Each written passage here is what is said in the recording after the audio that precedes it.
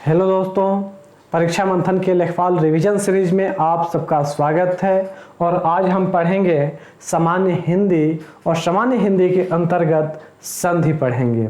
तो दोस्तों, अक्सर प्रतियोगी छात्रों के बीच संधि और समास को लेकर दिक्कतें उत्पन्न होती हैं, समस्याएं होती रहती हैं। पहचान कभी तो यह होता है कि संधि तोड़ने में या संधि विच्छेद करने में समस्या आती है, तो कभी पूछ दिया जाता है कि निम्न में कौन सी संधि है, तो यहाँ पर समस्या उत्पन्न होती है। तो दोस्तों, आज की यह आप क्लास अगर गौर से बिल्कुल ध्यानपूर्वक यदि आप देख लेते हैं तो संधि में आपको कहीं भी कोई भी दिक्कत नहीं होगी। चाहे आप कोई भी एग्जाम देने जाएंगे तो संधि से यदि प्रश्न बनता है तो आप वहाँ गलती नहीं करेंगे। तो दोस्तों, इसके साथ ही साथ मैं आपको यह भी बता दूं, इससे पहले समास की क्लास संपन्न हो चुकी है, तो आप उसे भी जाकर देख सकते हैं। और सबसे पहले हम बात करें संधि की, तो दोस्तों, दो ध्वनियों के मेल को संधि कहते हैं। यहाँ स्पष्ट ध्यान दीजिएगा, दो ध्वनियों के मेल को संधि कहते हैं। ध्वनि की क्या होता है, तो ध्वनि वर्ण होता है दोस्तों, यानी हम कह सकते हैं कि दो वर्णों के मेल को यानी दो अक्षरों के मेल को हम क्या कहते हैं, संधि कहते हैं। संधि और समास के बीच यह मूलभूत अंतर है कि संधि जहाँ वर्णों के मेल से उत्पन्न होता है, वही समास में दो शब्दों या पदों का योग होता है।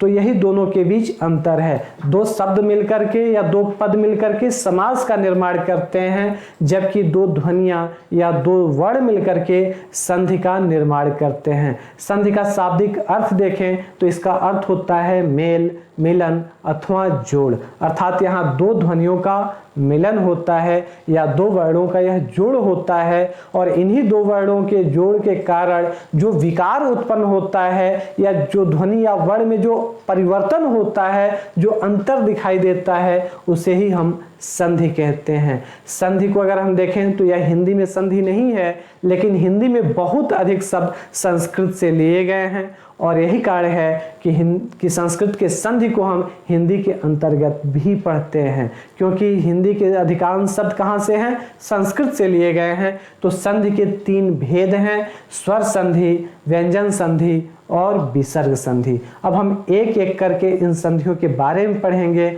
इनके विभेद पढ़ेंगे और संधि बनाने के नियमों को पढ़ेंगे। तो दोस्तों, स्वर संधि का अर्थ हुआ कि दो स्वरों के मेल से उत्पन्न विकार या उनमें आए परिवर्तन को हम स्वर संधि कहते हैं। व्यंजन संधि, व्यंजन में यदि किसी स्वर अथवा व्यंजन का यदि मेल होता है तो दोस्तों, इस मेल से उत्पन्न जो विकार होता है या उत्पन्न जो परिवर्तन होता है, उसे हम व्यंजन संधि कहते हैं। विसर्ग संधि, विसर्ग में स्वर अथवा व्यंजन के मिलने से जो विकार उत्पन्न होता है या जो परिवर्तन दृष्टिगत होता है या दृष्टिगोचर होता है, उसे हम विसर्ग संधि कहते हैं। तो दोस्तों, हम सबसे पहले आते हैं और देख रहे हैं स्वर संधि। तो स्वर संधि के दोस्तों 5 भेद हैं, इनके 5 भेद किए गए हैं। अर्थात अगर कहा जाए कि स्वर संधि के कितने भेद हैं, तो दोस्तों 5 भेद हैं। पहला आप देख रहे हैं दीर्घ स्वर संधि, आगे आप देख रहे हैं गुण स्वर संधि, तीसरा है वृद्धि स्वर संधि, चौथा है यड़ स्वर संधि और पांचवा है अयादि स्वर संधि। और इस तरह से हम देख रहे हैं स्वर संधि के 5 भेद हैं और इन 5 भेदों के 5 नियम भी हैं और इसी आधार पर स्वर संधि निर्मित किए जाते हैं। तो हम एक एक करके इनको देख लेते हैं। तो दोस्तों, ध्यान दीजिए, पहला आप देख रहे हैं दीर्घ स्वर संधि। दीर्घ का मतलब हुआ बड़ा, स्वर यानी स्वर के मिलने से यानी बड़ा जो स्वर के मिलने से जो संधि उत्पन्न होगी उसे हम स्वर संधि कहेंगे। यहाँ अगर लघु स्वर भी मिलते हैं तो क्या हो जाएंगे, दीर्घ हो जाएंगे, और जब दीर्घ भी मिलेंगे तो वे दीर्घ ही होंगे, और इसलिए इस स्वर संधि का नाम है दीर्घ स्वर संधि।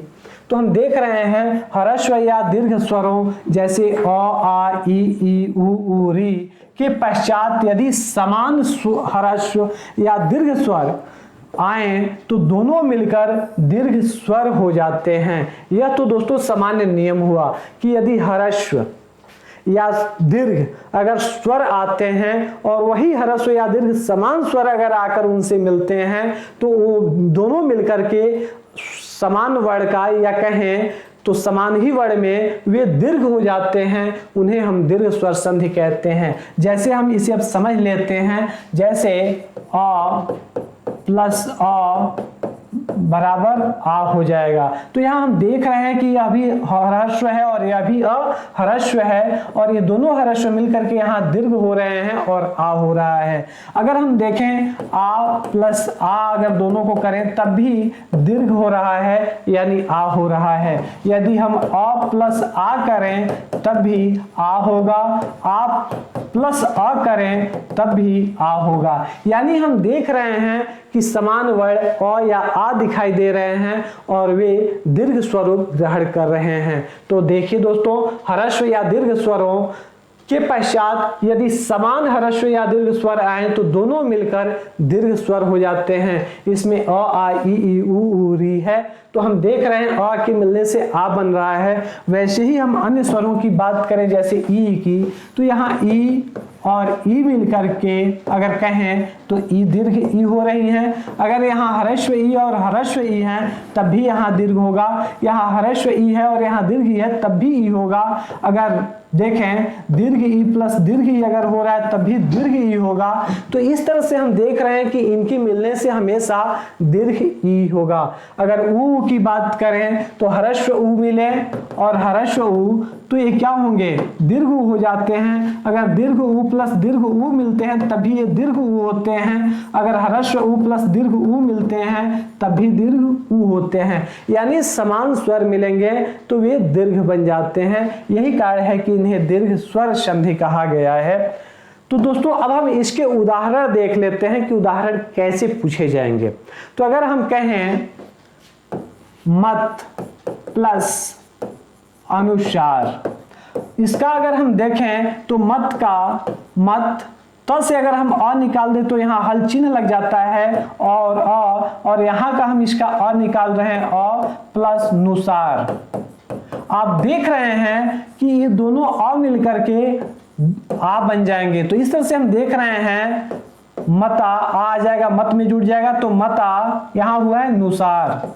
और इस तरह से देख रहे हैं या जो शब्द बन रहा है वह मतानुसार हो रहा है। मत धन अनुसार, मत का अ और सामने अ दिखाई दे रहा है, इस दोनों मिलकर के आ बनते हैं और इस तरह से मतानुसार शब्द का निर्माण हो रहा है। अगर हम आगे देखें तो हम देख सकते हैं सत्य धन आग्रह। यहां हम देख रहे हैं सत्य धन आग्रह। अब हम यहां देख रहे हैं सत्य में य में हल चिन्ह लगा करके हम इसका य निकाल लेंगे और यहाँ आ है, आ निकाल रहे हैं और आगे क्या है, ग्रह है। और अ और आ मिलकर के क्या होंगे, आ होंगे। और इस तरह से देख रहे हैं सत्य, यहाँ हल लगा हुआ है आ प्लस ग्रह। आगे हमें दिखाई दे रहा है सत्या, आ कहाँ जुड़ जाएगा, य में जुड़ जाएगा तो ये सत्याग्रह। और इस तरह से देख रहे हैं कि यह दीर्घ संधि है और यह शब्द बन रहा है सत्याग्रह। सत्य में आग्रह जुड़ करके क्या हो रहा है, सत्याग्रह। इसी तरह से अगर हम बात करें तो हम देख सकते हैं कवि धन ईश्वर। यहाँ छोटी ई है और यहाँ देख रहे हैं कि यह बड़ी ई है, दोनों मिलकर बड़ी ई बनेंगी। तो कवि में यहाँ छोटी ई लगा है, लेकिन जैसे ही हम ईश्वर उसमें जोड़ते हैं तो यह हो जाता है कविश्वर, क्योंकि कवि का ई निकल गया है। तो क प्लस बड़ी ई प्लस यहाँ स्वर। तो आप देख रहे हैं यह शब्द बनता है, ध्यान दीजिए, यह शब्द बनता है, यहाँ क्या है, बड़ी ई है तो वह में बड़ी ई लग जाएगा और इस तरह से हम देख रहे हैं कविश्वर हो जाता है। कवि में छोटी ई है, जबकि ईश्वर अगर हम जोड़ रहे हैं तो छोटी ई और बड़ी ई मिलकर के बड़ी ई बन रहे हैं, यानी ह्रस्व ई और दीर्घ ई मिलकर के दीर्घ ई हो रहे हैं। और इस तरह से हम देख रहे हैं कि कवि वी में दीर्घ ई लगा हुआ है और इस तरह से शब्द बन रहा है कविश्वर। स्पष्ट हो रहा है, यानी ह्रस्व ई में दीर्घ ई जुड़ कर क्या बन रहे हैं, दीर्घ ई बन रहा है और इस तरह से इस कवि में ईश्वर जुड़कर क्या हुआ, कविश्वर हो जा रहा है। इसी तरह हम देखें लघु धन उर्मी, लघु धन उर्मी। आप देख रहे हैं छोटा ऊ और यहाँ छोटा ऊ ह्रस्व ऊ दोनों हैं, तो लघु स्पष्ट हो रहा है। और यहाँ उर्मी है तो यहाँ ध्यान दीजिए यह लघु हो जाएगा, हल लग जाएगा, ऊ प्लस ऊ बराबर मी। तो आप देख रहे हैं ऊ और ऊ मिलकर के बड़ा ऊ बनेंगे, तो यहाँ हो जाएगा लघुर्मी।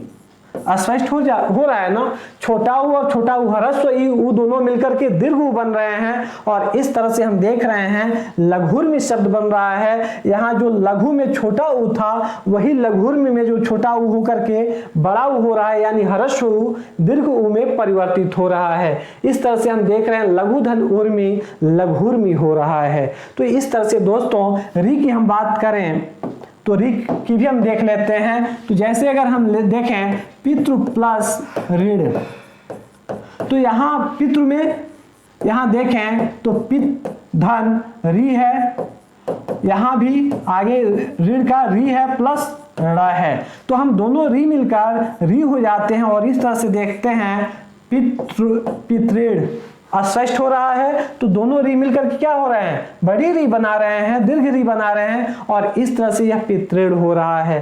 तो दोस्तों यहाँ ध्यान दीजिएगा, इसका पहला नियम है यदि समान स्वर हैं अ आ ई ऊ और री, तो अगर समान रूप से अगर आमने सामने अगर आते हैं, अगर इनमें आपस में अगर संधि होता है तो ये दीर्घ स्वरूप ग्रहण कर लेते हैं, और इस तरह से ये दीर्घ स्वर संधि कहे जाते हैं। अगले हम स्वर संधि की बात करें तो गुण स्वर संधि, यानी एक गुण को ग्रहण कर लेते हैं। तो हम देखें तो यदि अ या आ स्वर के पश्चात ई ऊ री स्वर आए तो दोनों के परस्पर मेल से ई के स्थान पर ए, ऊ के स्थान पर ओ, री के स्थान पर अर हो जाता है। यदि अ या आ के पश्चात ई या ऊ या री आता है तो ए के स्थान पर ए, ऊ के स्थान पर ओ और री के स्थान पर अर हो जाता है। इसे हम उदाहरण से समझते हैं दोस्तों। तो हम देख रहे हैं, ध्यान दीजिए, अ प्लस अगर ए आएगा तो क्या होगा, अ प्लस ई आएगा तो ए होगा। अगर अ प्लस अगर ए भी आता है तब भी यहाँ ए होगा। तो हम देख रहे हैं कि क्या ऐसे कोई शब्द हैं कि अ ई जुड़ करके ए बने, या अ ए जुड़ करके ए बन जाए, या फिर आ और ई मिलकर के ए बन जाए, या फिर आ और ए मिलकर के ए बन जाए। तो दोस्तों हम आगे देखते हैं इसके उदाहरण को। तो उदाहरण की चर्चा कर लेते हैं। देव और इंद्र, देव प्लस इंद्र, यहां हम देख रहे हैं देव में व में अ जुड़ा हुआ है, तो अ प्लस यहाँ ई दिखाई दे रहा है, तो हम ई निकाल रहे हैं प्लस नद्र। तो यहां हम देख रहे हैं अ और ई मिलकर के ए बनेंगे। तो अगला जो शब्द होगा वह होगा दे, ये जो है वह पर चला जाएगा तो देवेंद्र हो जाएगा। तो इस तरह से हम देख रहे हैं देव और इंद्र आपस में जुड़ रहे हैं, तो अ और ई मिलकर के क्या बना रहे हैं, ये बना रहे हैं, और इस तरह से जो शब्द निर्माण हो रहा है वह देवेंद्र हो रहा है। अगर हम देखें तो महाधन इंद्र हम कह सकते हैं।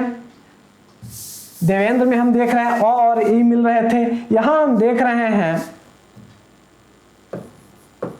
महाधन इंद्र। अब आ है और ई है तो यह शब्द बनेगा महेंद्र। कारण है कि यहां से आ निकला है और यहां से ई निकला है, आ और ई दोनों मिलकर के ये बना रहे हैं। तो इस तरह से महेंद्र स्पष्ट हो रहा है कि मह और इसमें ए का मात्रा लगाएंगे तो मह में महे होगा, और नद्र बना हुआ है तो नद्र यानी महेंद्र। यानी अ और आ के बाद यदि ई और ई आता है, यानी ह्रस्व ई और दीर्घ ई आता है, तो वह ए में परिवर्तित हो जाता है। जैसे हम उदाहरण देख रहे हैं, देवधन इंद्र देवेंद्र, महाधन इंद्र महेंद्र, महाधन ईश महेश। स्पष्ट हो रहा है। अब हम बात करें तो अब हम चर्चा कर रहे हैं अ और आ के बाद यदि यू और ऊ आते हैं तो इनका ओ हो जाता है। तो दोस्तों हम देख रहे हैं चंद्रधन उदय, चंद्रधन उदय। अब हम यहाँ द्र में अ यहाँ से निकाल रहे हैं और यह उ है, तो दोनों मिलकर क्या हो जाएंगे, ओ हो जाएंगे। और इस तरह से द्र में क्या लगेगा, ओ का मात्रा लगेगा, तो यहाँ हो जाएगा चंद्रोदय। स्पष्ट हो रहा है। यहाँ से उ दय बाहर है, यहाँ से उ हमने निकाला है और यहाँ से अ निकाला है, तो इस तरह से हम देख रहे हैं अ और उ मिलकर के ओ हो रहे हैं, तो द्र में क्या लगेगा, ओ का मात्रा लग जाएगा, तो हम देख रहे हैं चंद्रोदय। और इस तरह से यह जो शब्द का निर्माण हो रहा है वह शब्द है चंद्रोदय। इसी तरह हम देखें तो महाधन उत्सव भी जोड़ सकते हैं। यहाँ द्र है, अ में उ जुड़ रहा है। अब हम देखें महाधन उत्सव, महाधन उत्सव। अब हम देख रहे हैं यहाँ आ और यहाँ उ है, ये दोनों आपस में जुड़ रहे हैं, आ और उ, आ प्लस उ, ये दोनों मिलकर के क्या होंगे, ओ बनेंगे। और इस तरह से देखते हैं तो यह म है तो आ निकला हुआ है और यह उ मिलकर के ओ हो गए हैं, तो मह में ओ अगर ओ का मात्रा लगाएंगे तो क्या हो जाएगा, महो और तसव। और इस तरह से जो शब्द का निर्माण हो रहा है वह हो रहा है महोत्सव। स्पष्ट हो रहा है। तो हम देख रहे हैं कि अगर अ या आ के साथ ई या ई अगर आते हैं तो ए हो जाता है, अ या आ के साथ उ और उ आते हैं यानी ह्रस्व और दीर्घ उ आते हैं तो ओ हो जाता है, और अ या आ के बाद री आता है तो उसका अर हो जाता है। तो दोस्तों हम री भी उदाहरण के द्वारा देख लेते हैं कि आखिर ये री क्या है, कैसे है। तो महाधन ऋषि, अगर हम कहें महाधन ऋषि, अब आप देख रहे हैं कि अ है, यहाँ आ दिखाई दे रहा है, आ में क्या जुड़ रहा है, री जुड़ रहा है, ये दोनों मिलकर के क्या हो जाते हैं, अर हो जाते हैं। यह हरा में हल्का चिन्ह है, अर हो जाते हैं। तो आगे हम अगर देखें तो यहाँ मह शब्द दिखाई दे रहा है, मह प्लस अर प्लस यहाँ सी बचा हुआ है, री तो यहाँ आ गया है। तो हम इसका अगर जोड़े आपस में तो आप देख रहे हैं ह में अ जुड़ेगा, यह हल लगा हुआ है, ह में अ जुड़ेगा तो मह, और अर है तो आधा और है तो कहाँ चला जाएगा, श के ऊपर चला जाएगा, और इस तरह से यह बनेगा महर्षि। स्पष्ट हो रहा है ना। तो यानी अ या आ के साथ यदि री जुड़ता है तो अर हो जाता है, और इस तरह से महाधन ऋषि अगर जोड़ें तो यह होता है महर्षि, क्योंकि आ और यहाँ री मिलकर के क्या बन जा रहे हैं, अर बन जा रहे हैं। और इस तरह से जो नया शब्द है वह महर्षि है। ऐसे ही हम कहें देवधन ऋषि तो देवर्षि हो जाएगा। अगर हम ऐसे ही जोड़ें देव प्लस ऋषि तो यह क्या हो जाता है, देव और री और अ मिलकर क्या हो जाते हैं, अर हो जाते हैं, तो देवर्षि, यानी यह र ऊपर चला जाता है। आप देख रहे हैं देव प्लस ऋषि जुड़ करके देवर्षि हो जाते हैं। यहाँ अ और री जुड़ रहे हैं। यहाँ एक बात मैं आपको और स्पष्ट कर दूं, यदि हम क लिखते हैं तो अगर हम इसे तोड़ेंगे तो क में हल आता है और अ यहाँ आता है। तो हमेशा यदि कोई व्यंजन स्वतंत्र रूप से अगर उपस्थित है तो दोस्तों उसमें अ शामिल होता है। यही कारण है कि देव अगर लिखा है तो हम अ इसे मानते हैं, देव व के साथ अ जुड़ा हुआ है तो इसे हम अ मान लेते हैं, और री को मान लेते हैं, और अ और री जुड़कर अर हो जाते हैं, और इस तरह से यह देवर्षि होता है। तो इस तरह से हमने दूसरे गुण संधि को देखा कि यानी अ या आ के बाद ई होते हैं तो गुण क्या ग्रहण कर रहे हैं, ए का गुण ग्रहण कर ले रहे हैं। उ के बाद अगर आ के बाद अगर उ आते हैं तो ओ का गुण ग्रहण कर लेते हैं। और आ के बाद यदि री आता है तो वह अर का गुण ग्रहण कर लेता है। यही कारण है कि इसे गुण स्वर संधि के नाम से जाना जाता है। तीसरी स्वर संधि की बात करें तो यह वृद्धि स्वर संधि है। हम इसका नियम देख लेते हैं। यदि अ या आ के पश्चात ए ऐ ओ औ में से कोई कोई स्वर आए तो दोनों के परस्पर मेल से ए के स्थान पर ए, ओ के स्थान पर औ हो जाता है। यहाँ भी आप देख रहे हैं कि इनमें वृद्धि हो रहा है। अ या आ के बाद ए ओ आ रहे हैं तो ए के स्थान पर ए हो जाता है और ओ के स्थान पर औ हो जाता है। इसे वृद्धि संधि कहते हैं। अगर हम कहें अ प्लस ए बराबर ए, अ प्लस ए बराबर भी क्या होगा, ए होगा, या आ प्लस ए बराबर ए, या आ प्लस ए बराबर ए होगा। इसी तरह अगर हम देखें अ प्लस ओ बराबर अ होगा, अ ध्यान दीजिएगा, अ प्लस अ बराबर भी क्या होगा, अ होगा, यानी वृद्धि हो रहा है, यानी वो बड़ा हो रहा है। तो यहाँ आ प्लस ओ भी कहें तो अ होगा, आ प्लस अ भी करें तो अ होता है। इस तरह से यह वृद्धि स्वर संधि कहते हैं। अब हम उदाहरण देख ले रहे हैं। लोक धन एषड़ा, उदाहरण क्या है, हम देख रहे हैं लोक प्लस एषड़ा। तो दोस्तों यहाँ क में अ जुड़ा हुआ है, अ के साथ ए आया हुआ है तो क्या हो जाएगा, ए हो जाएगा। तो इस तरह से हम इसका होगा लो क में क्या किसका मात्रा लगेगा, ए का मात्रा लगेगा तो लोकैषड़ा।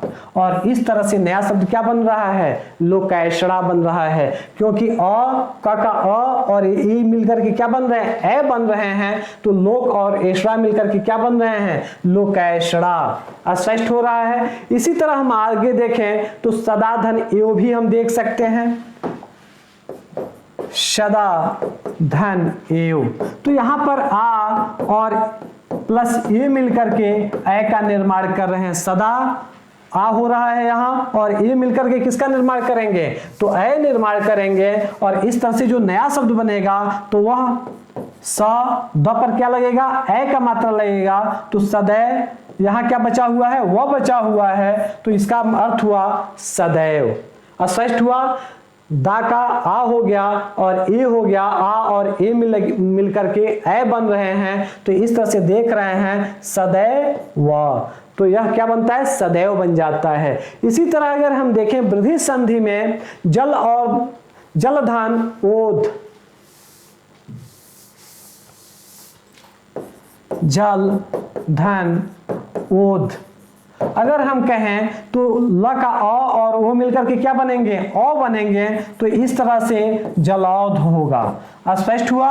यहाँ अ और ओ मिलकर के क्या बन रहे हैं, अ बना ले रहे हैं। तो जल पर अ का मात्रा लगेगा तो जलौध हो जाएगा। तो इस तरह से अ और आ के बाद ए आते हैं तो ए होता है, ओ और औ आते हैं तो औ हो जाता है। और इसे हम कहते हैं वृद्धि स्वर संधि।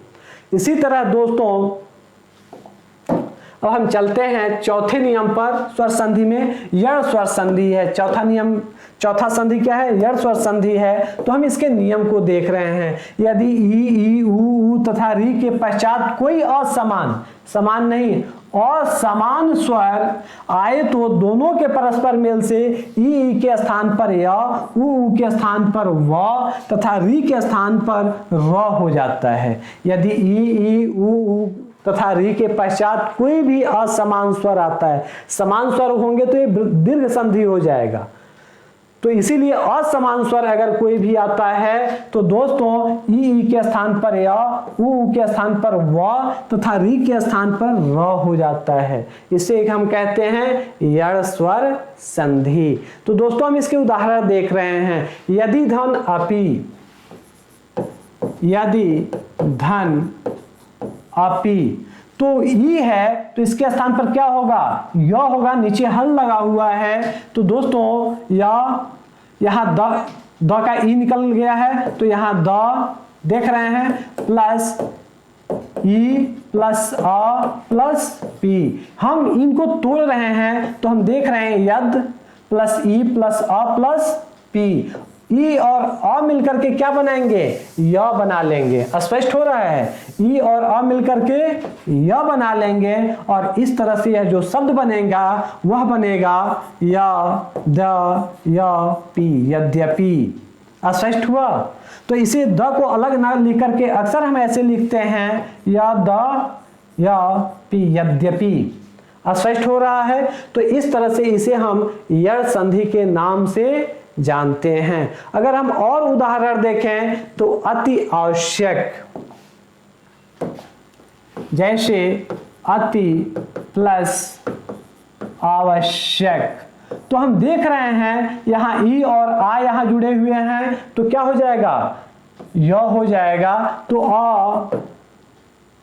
स्पष्ट हो रहा है। यहां तो आधा दिख रहा है, अत प्लस छोटी ई, ह्रस्व ई है, आ है, प्लस आप देख रहे हैं वश्यक है। यहां पर अब आप ई और आ मिलाएंगे तो यहां पर क्या हो जाएगा, यह शब्द होगा दोनों से मिलकर के। तो यह शब्द जो नया बनेगा वह क्या होगा, अत्यावश्यक। स्पष्ट हो रहा है। वश्यक यहां से हमने लिया, अत हमने यहां से लिया, और ई और अ मिलकर के यह बना रहे हैं। तो आ मात्रा है तो आ हो जाता है, तो यह होता है अत्यावश्यक। स्पष्ट हुआ। इसी तरह से हम शब्दों को अगर देखें तो यद्यपि, अत्यावश्यक, देवी धन आगमन, दिव्यागमन, यह दिखाई दे रहा है दिव्यागमन, देवी धन आगमन यानी दिव्यागमन। तो इस तरह से शब्द बनते हैं। अब हम देखें ऊ को देखें तो क्या वह हो रहा है। तो दोस्तों प्रतिधन उपकार, तो क्या हो जाएगा, प्रत्युपकार। अगर हम देखें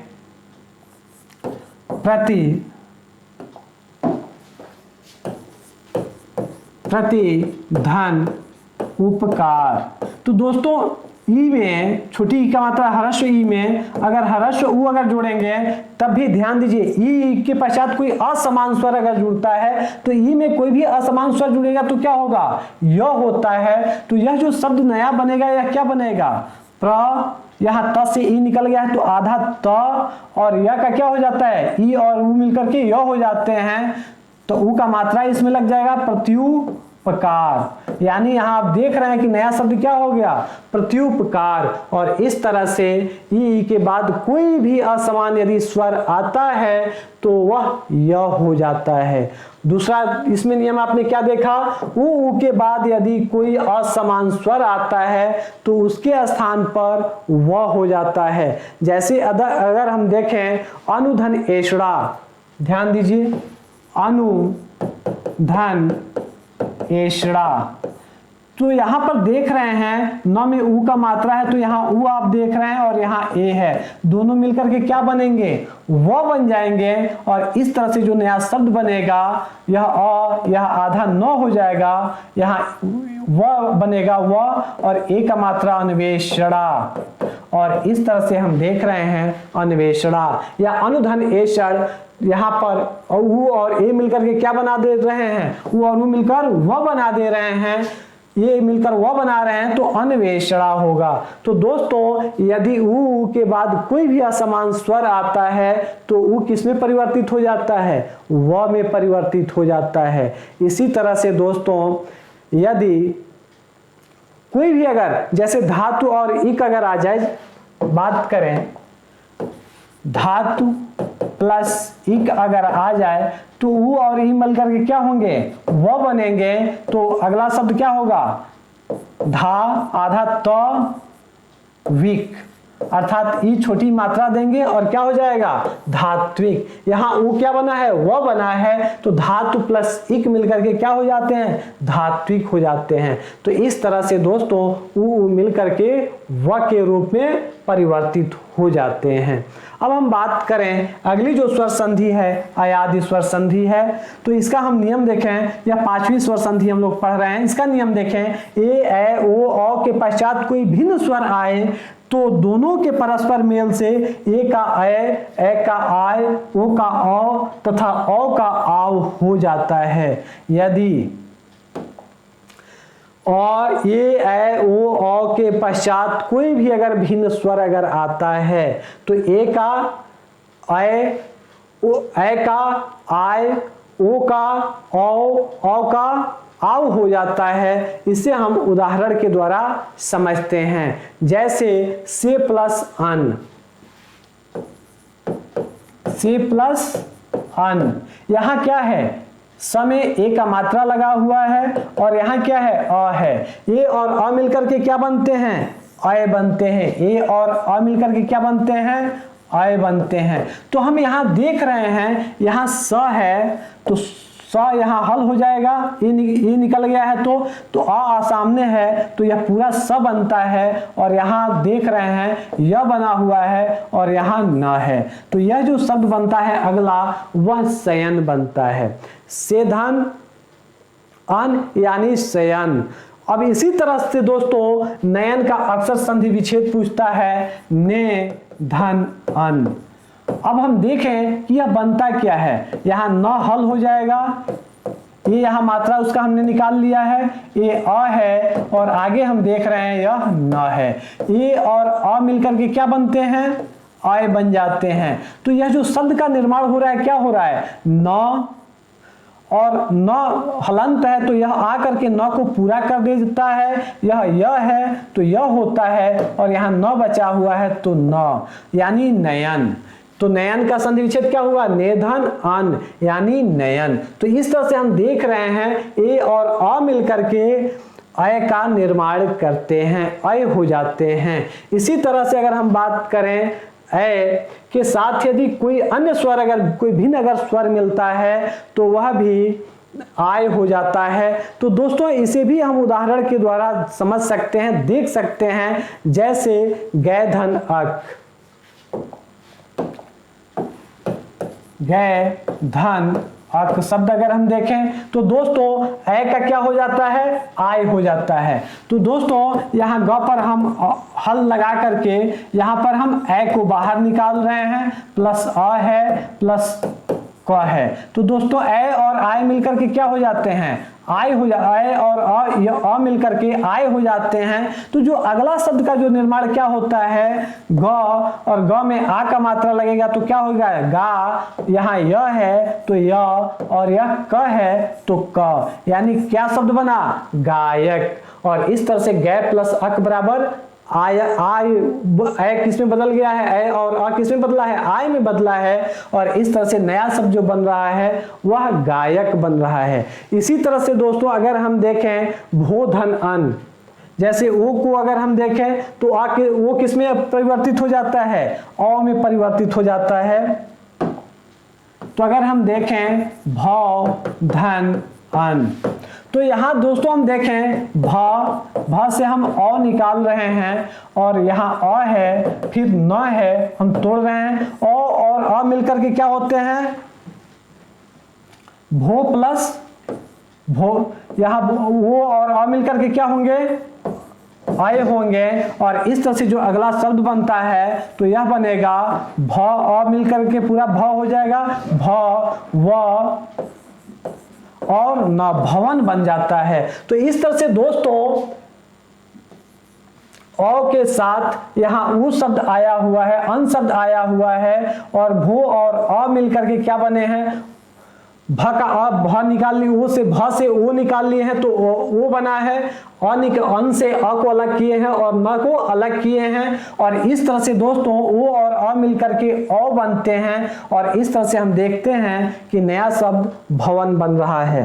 दोस्तों फिर से ध्यान दीजिएगा, ओ में अगर कोई भी शब्द जुड़ेगा, अगर ओ है तो अगर इसमें अगर कोई भी अगर स्वर जुड़ता है, वह अ हो, आ हो, ई हो, ई हो, ऊ हो, यानी ए हो, ए हो, कोई भी अगर स्वर जुड़ेगा तो वह दोस्तों आय हो जाएगा। अगर औ में अगर कोई भी अन्य स्वर जुड़ता है, समान स्वर न जुड़ करके कोई अन्य स्वर जुड़ता है तो दोस्तों वह आय हो जाता है, औ होता है और वह आव हो जाता है। और इस तरह से हम देख रहे हैं कि इससे निर्मित शब्द कैसे बन रहे हैं। जैसे अगर हम कहें पो धन इत, अगर हम उदाहरण लें पो धन इत्र, अब यह क्या हो जाता है, प को अगर हम अलग करें तो यहाँ ओ और ई मिलकर के क्या होंगे, ओ प्लस ई मिल लेंगे। और यह त्र है, ओ और ई मिलकर के क्या होंगे, आव होंगे। और इस तरह से औ होंगे। और इस तरह से यह शब्द जो बनेगा प औ है, यहां देख रहे हैं ई है, तो यह शब्द बनेगा पवित्र। यहाँ वह स्पष्ट दिखाई दे रहा है। तो इस तरह से जो नया शब्द बनता है वह पवित्र बनता है। यानी ओ और ई मिलकर के ई क्या है? असमान स्वर है। यहाँ ई नहीं है, ई की जगह पर अगर कोई भी असमान स्वर होता तब भी यह औ ही बनता। और इस तरह से जो पो में अगर इत्र शब्द मिला है तो यह क्या हुआ है? पवित्र हुआ है। तो दोस्तों यहाँ ध्यान दीजिएगा, पौधन अवन यानी पवन, पौधन अन। तो यहाँ पोधन अन आप देख रहे हैं तो यह क्या बन रहा है? पवन बन रहा है। तो इस तरह से दोस्तों हमेशा याद रखिएगा, यदि ए के बाद कोई भी असमान स्वर आता है तो वह आय हो जाता है। ए के बाद अगर कोई असमान स्वर आया है तो आय हो जाता है, वही ए के बाद कोई असमान स्वर आए तो आय हो जाता है। यदि ओ और औ के बाद, तो विशेष रूप से अगर ओ के बाद अगर कोई असमान स्वर आता है तो औ हो जाता है, और औ के बाद अगर कोई असमान स्वर आता है तो वह आव हो जाता है। दोस्तों इसी को हम अयादि स्वर संधि कहते हैं। इसके विभिन्न उदाहरण हम देख रहे हैं। पोधन इत्र यानी पवित्र, यहाँ वह शब्द जुड़ गया है, ओ के साथ ई मिला है, और यहाँ वह शब्द, वह जो अक्षर है अपने आप आया है, और नया जो शब्द बन रहा है वह पवित्र बन रहा है। और इस तरह से दोस्तों हमने देखा स्वर संधि के 5 भेद हैं: दीर्घ स्वर संधि, गुण स्वर संधि और वृद्धि स्वर संधि तथा यड़ स्वर संधि और अयादि स्वर संधि। और इनके नियमों को हमने देखा कि इनका निर्माण कैसे होता है। अब हम आगे देखेंगे व्यंजन संधि के नियम। इसके भेद नहीं है, इसके हम नियम देखेंगे एक एक करके। और ध्यान दीजिए, अगर कोई व्यंजन में स्वर अथवा व्यंजन जुड़ता है, अगर कोई व्यंजन वर्ण में स्वर अथवा व्यंजन वर्ण जुड़ता है और उसके कारण अगर कोई विकार उत्पन्न होता है या परिवर्तन होता है तो उसे हम व्यंजन संधि के नाम से जानते हैं। तो दोस्तों हम एक एक कर अब देखते हैं कि व्यंजन संधि का निर्माण नियम क्या कहते हैं। यदि किसी वर्ग के पहले वर्ण क, च, द, त, प या ट है, ट, त, प के पश्चात किसी वर्ग का तीसरा या चौथा वर्ण या कोई स्वर अथवा य, र, ल, व आए तो वर्ग के पहले वर्ण का रूपांतरण अपने ही वर्ग के तीसरे वर्ण के रूप में हो जाता है। दोस्तों यहाँ हमें एक चीज समझना होगा, ध्यान दीजिएगा। क, ख, ग, घ, यहाँ ङ दिखाई दे रहा है, तो यह कह रहा है कि पहला वर्ण। यहाँ पर हम देखें तो च, छ, ज, झ, य, ट, ठ, ड, ढ, ढ और ड़, त, थ, द, ध, न, प, फ, ब, भ और म। यहाँ ध्यान देने योग्य है, ये जो सारे वर्ण हैं इन्हें हम स्पर्श व्यंजन के नाम से जानते हैं।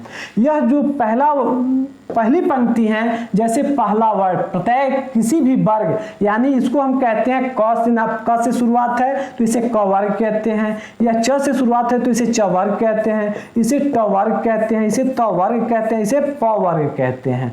तो यानी किसी भी वर्ग का पहला वर्ण क्या होगा? क, च, ट, त, प। दूसरा वर्ण क्या होगा? ख, छ, ठ, थ और फ। तीसरा वर्ण क्या होगा? ग, ज, द, द, ब। चौथा क्या होगा? घ, झ, ढ, ध और भ। पांचवा क्या होगा? ङ, य, ण, न और म। और इस तरह से देख रहे हैं कि यह प्रथम वर्ण है, यह द्वितीय वर्ण है, यह तृतीय वर्ण है, यह चतुर्थ वर्ण है और यह पंचम वर्ण है। तो यानी यहाँ पर आपने समझ लिया कि क के नाम पर क वर्ग, च के नाम पर च वर्ग, ट के नाम पर ट वर्ग, त के नाम पर त वर्ग और प के नाम पर प वर्ग। पहला वर्ण, दूसरा वर्ण, तीसरा वर्ण, चौथा वर्ण और पांचवा वर्ण। और इस तरह से अब ध्यान दीजिएगा दोस्तों,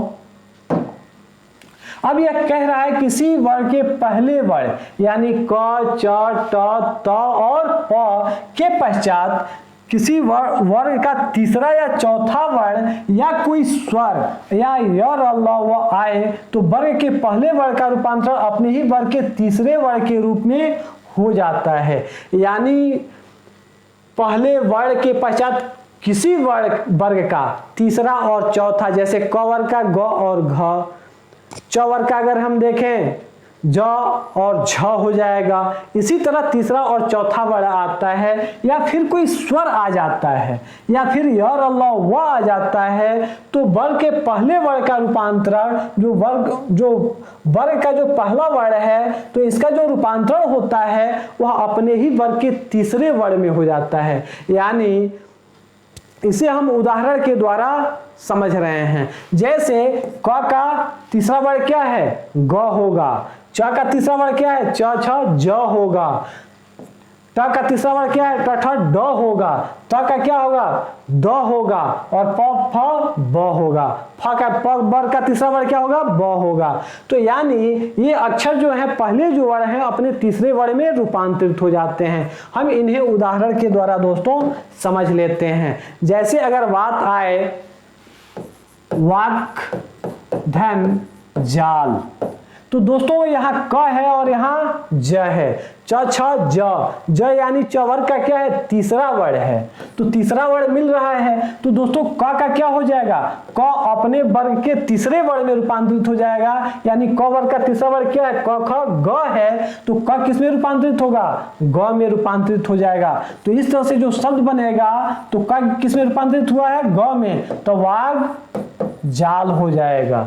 स्पष्ट हो रहा है। तो इसे हम कहेंगे वाग जाल, यानी वह क किस में रूपांतरित हो गया है, ग में, अपने तीसरे वर्ण में। इसी तरह अगर हम बात करें तो दिग्विजय, दिक प्लस विजय, तो यह क किसमें वह है, यहां दिखाई दे रहा है। यह र ल व भी हो तो वह है, तो यह किस में रूपांतरित होगा, क किस में होगा, ग में हो जाएगा। तो दिग्विजय। स्पष्ट हो रहा है। तो इस तरह से जो पहला जो वर्ण है क च ट त प, ये अपने ही वर्ग के तीसरे वर्ण में रूपांतरित हो जाते हैं। जैसे वाक जाल तो वाक जाल, दिग्विजय तो दिग्विजय। तो दोस्तों यहाँ यह स्पष्ट हो रहा है। इसी तरह अगर हम कहें, अगर अच प्लस अंत है तो च के बाद स्वर आया हुआ है अ, यानी स्वर भी आए तो च किस में परिवर्तित होगा, ज में परिवर्तित होगा। तो यह हो जाएगा अजंत। तो स्पष्ट हो रहा है ना। यानी अगर कोई भी अगर ऐसा वर्ड आता है तो च ज में परिवर्तित हुआ है और आकर के ज को पूरा कर दे रहा है, तो यह अजंत हो जाता है। यानी च किस में, ज में यहां परिवर्तित हो गया है। इसी तरह से अगर हम देखें तो सद विचार भी होता है। जैसे सद हम देखें, सत प्लस विचार, यहाँ कौन सा वर्ण है, वह वर्ण है, और यहाँ त वर्ण है। त वर्ग का यह पहला वर्ण है, तो स और त किस में परिवर्तित हो जाएगा, द में परिवर्तित हो जाएगा। तो सद विचार, अर्थात वर्ण क्या बनेगा, सद विचार। त किस में बदला है, अपने ही वर्ग के तीसरे वर्ण में रूपांतरित हो गया है। तो इस तरह से हम देख रहे हैं कि वाक जाल, दिग्विजय, अजांत, सदविचार, तो ये शब्द कैसे बन रहे हैं, इस पहले नियम के आधार पर इन सब का निर्माण हो रहा है। अब हम दूसरे वर्ण नियम को देखें तो यदि किसी स्वर के पश्चात छ वर्ण आए तो दोनों पदों की संधि करते समय छ के पूर्व च जुड़ जाता है। यदि किसी स्वर के पश्चात छ वर्ण आता है तो संधि करते समय छ के पूर्व क्या जुड़ जाता है, च जुड़ जाता है। जैसे अगर हम कहें अनुच्छेद, अनु प्लस छेद, यह क्या बन जाएगा, यहाँ न में क्या है, उ का मात्रा है, यानी छ से पहले क्या आया है, यहाँ उ स्वर आया है, तो यह च के पहले क्या जुड़ जाएगा, छ के पहले क्या जुड़ जाएगा, च जुड़ जाएगा। छ के पूर्व च जुड़ जाता है, तो अगला शब्द क्या बनेगा, अनु, च की जगह पर च और छेद। शब्द में कोई परिवर्तन नहीं होगा, केवल छ के पहले च जुड़ जाएगा। तो यह क्या हो जाएगा, अनु प्लस छेद बराबर अनुच्छेद। स्पष्ट हो रहा है। इसी तरह से अगर हम कहें स्व प्लस छंद, स्व प्लस छंद, व में क्या है, और जुड़ा हुआ है। तो इस तरह से दोस्तों अगला वर्ड क्या बनेगा, स्व और छ के पहले च जुड़ जाएगा और यह बन जाएगा स्वच्छंद। तो स्वच्छंद हम ऐसे लिखते हैं, लेकिन संधि अगर विच्छेद करेंगे, अगर उन्हें तोड़े संधि को यानी विच्छेद करें तो स्व और छंद दिखाई देता है, च दिखाई नहीं देगा, क्योंकि च कब जुड़ रहा है, स्वर के बाद यदि छ वर्ड आता है तो उसमें छ में च जोड़ दिया जाता है और इस तरह से यह स्वच्छंद बनता है। इसी तरह से दोस्तों परिच्छेद बनता है, इसी तरह से विच्छेद बनता है, जैसे वी प्लस छेद। अब आप देख रहे हैं वी है तो व में ई का मात्रा लगा हुआ है, यानी छ के पहले व ई का मात्रा आ रहा है तो क्या होगा, वी छ के पहले तब च जुड़ जाएगा, वी छेद।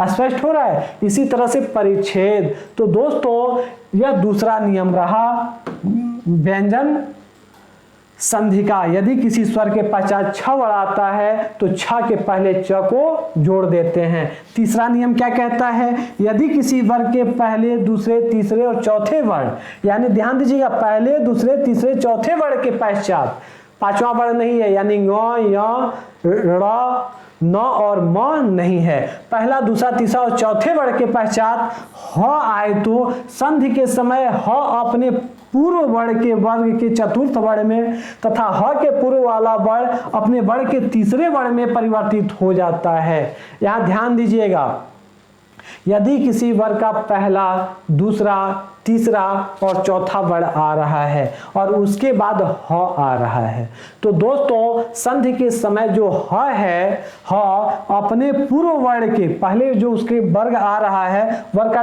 पहला जो अक्षर आ रहा है तो पूर्व वर्ण के वर्ग के चतुर्थ वर्ण में, तो वह शब्द किस में, चतुर्थ वर्ण में रूपांतरित होता है तथा ह के पूर्व वाला जो वर्ण होता है अपने तीसरे वर्ण में रूपांतरित हो जाता है। तो दोस्तों इस तीसरे नियम को हम उदाहरण से समझेंगे तो और स्पष्ट हो जाएगा। जैसे हम कहें उत्धन हत, उत्धन हत, यानी यहाँ ह आया हुआ है और यहाँ त क्या है, तवर का पहला ही वर्ण है तो उ, और यहाँ त है और प्लस हत है। तो आप देख रहे हैं इसे हम संधि अब करेंगे तो अब इस नियम को देख रहे हैं। हत संधि के, तो संधि के समय ह अपने पूर्व वर्ण के चतुर्थ वर्ण में, ध्यान दीजिएगा त का चतुर्थ वर्ण क्या होगा, त थ त थ द ध, यानी यहाँ पर उ और यहाँ पर ध दिखाई देगा और यह ध क्या होगा, आधा होगा। तो पूर्व वर्ण के चतुर्थ वर्ण में तथा ह के पूर्व वाला, ह के पूर्व क्या है, त है तो अपने तीसरे वर्ण में रूपांतरित, तो त का तीसरा वर्ण क्या है, त थ द, यहाँ पे क्या होगा द और यहाँ त है तो यह जो पूरा जब हम इसे करेंगे तो यह होता है उद्धत। यहां स्पष्ट हो रहा है।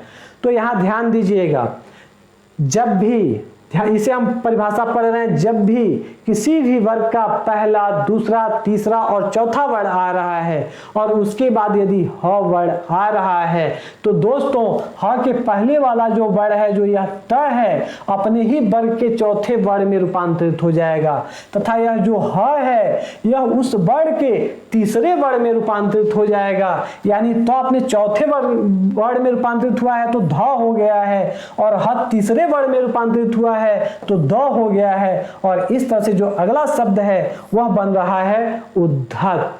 स्पष्ट हुआ। इसी तरह अन्य अगर हम देखें उत्धन हा, ध्यान दीजिएगा उत्धन हार, यह देख रहे हैं उत है तो उत, तो जो है त की जगह पर चौथा वर्ण आएगा तो वर्ग का तो उ, चौथा वर्ण क्या है, ध है और ह किसमें परिवर्तित हो जाएगा, त का तीसरा वर्ण क्या है, त थ द और आ का मात्रा है और इस तरह से हम इनको जोड़ेंगे तो क्या बनता है, उद्धार बन जाता है। तो उत्धन हार बराबर उद्धार। तो दोस्तों तीसरा नियम यह कहता है कि ह के पूर्व वाला व्यंजन अपने चतुर्थ वर्ग में तथा ह जो स्वयं है वह पूर्व वर्ग के तीसरे वर्ण में रूपांतरित हो जाता है और इस तरह से नए शब्द की रचना होती है। वैसे ही अगर हम देखें वा वाक और हरि को हम देख रहे हैं।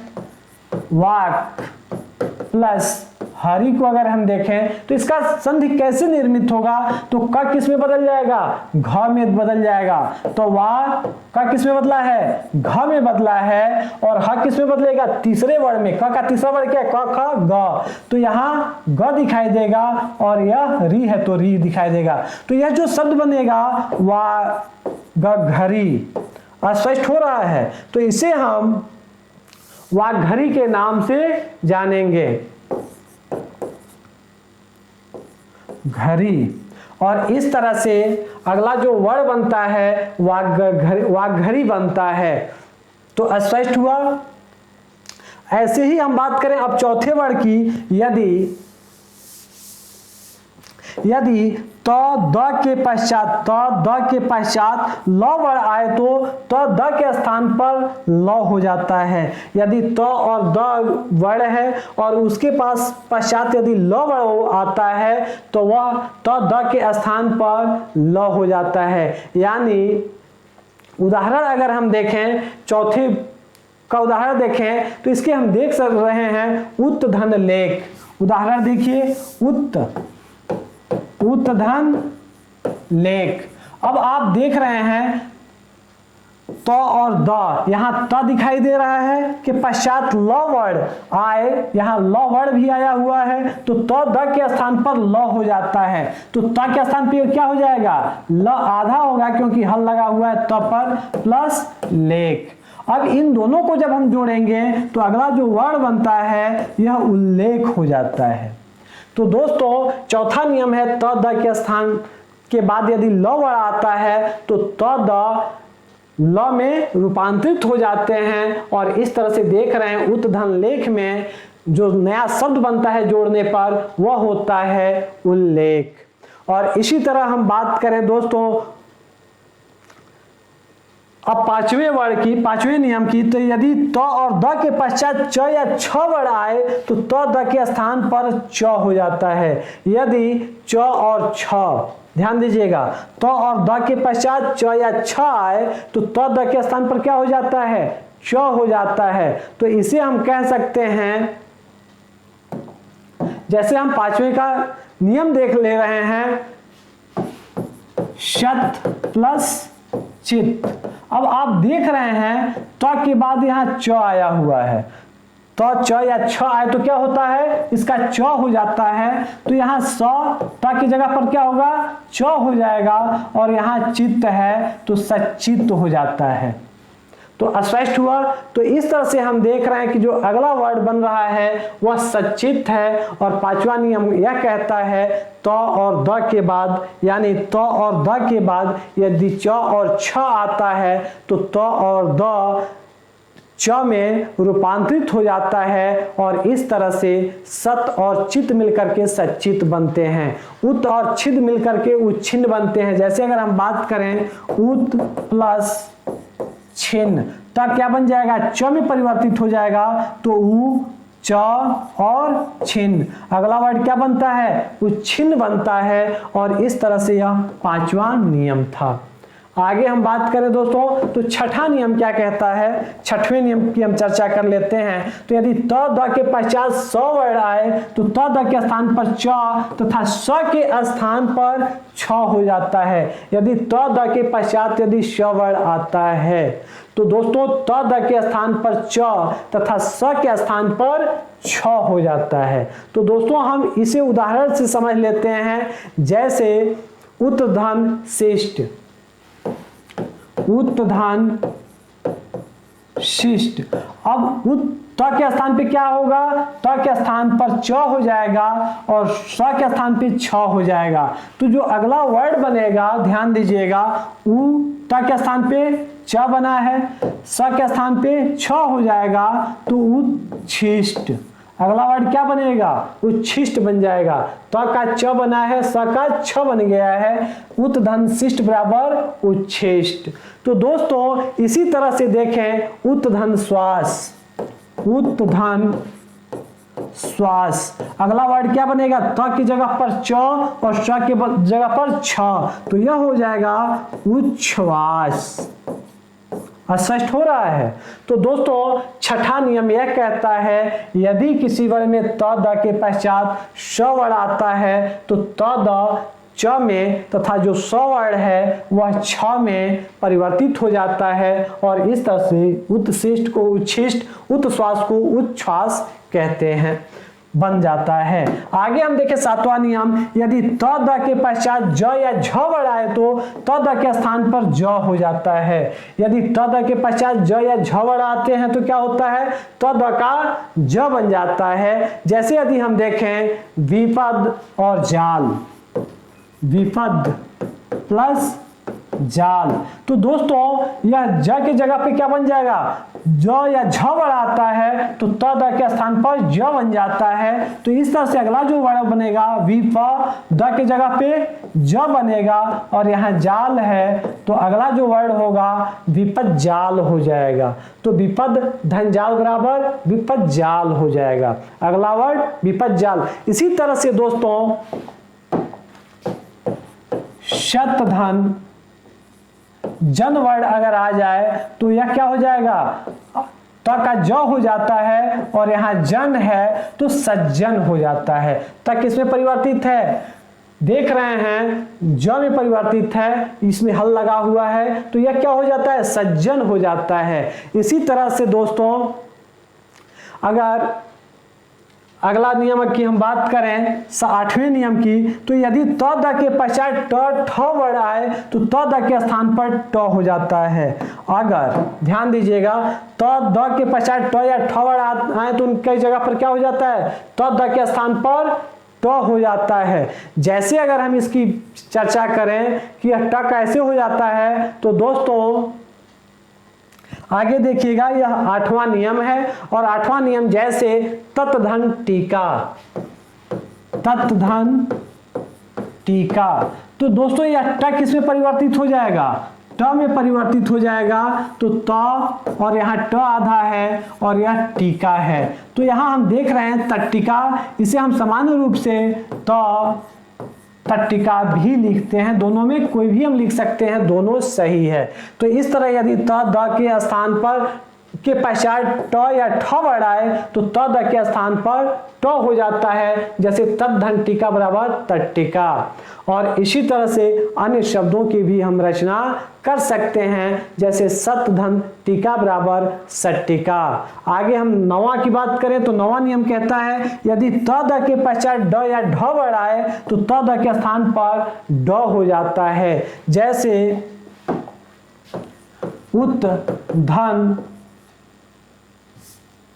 उत्धन डयन।